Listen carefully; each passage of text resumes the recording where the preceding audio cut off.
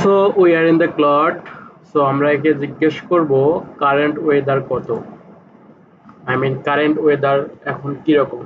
So সে ওরা বলার গেটে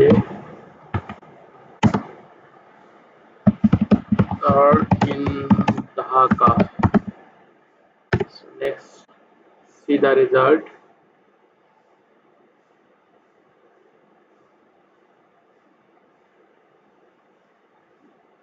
We can see current weather in Dhaka 28 degrees Celsius, and if we give the prompt a command in Google search, so what we will see.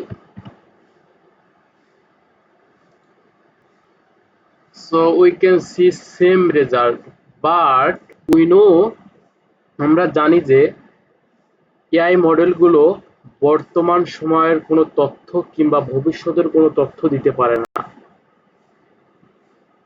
কিন্তু তারা তারা কেবল তাদের train ডাটার উপর ভিত্তি করেই কোনো তথ্য দিতে পারে। কিন্তু তাহলে এআই মডেলগুলো কেন আমাদেরকে অ্যাকুরেটলি তথ্য দিচ্ছে, যেটা আমাদেরকে গুগলও দিচ্ছে সেই তথ্যটা এআই মডেলগুলোও দিচ্ছে? এটার একটা রিজন আছে, রিজনগুলো চলুন এক্সপ্লেইন করি। সো যখন আমরা ক্লোড বা কোনো জিপিটি মডেলকে প্রম্পট দেই ভবিষ্যতের বা বর্তমানের কোনো তথ্য জানার জন্য, তখন ক্লোডের সেই মডেল অনেকগুলো সার্চ এজেন্ট বা অন্য কোনো এজেন্টের সহযোগিতা নেয়। তো সে প্রথমে তার একটা সার্চ এজেন্ট আছে, তাকে জিজ্ঞেস করে যে এখনকার ওয়েদার কত। এই সার্চ এজেন্টটা গুগল কিংবা অন্য কোনো সার্চ ইঞ্জিনে গিয়ে সেই তথ্যটা বের করে নিয়ে আসে, তারপর সেই তথ্যটা আবার ক্লডকে দেয়।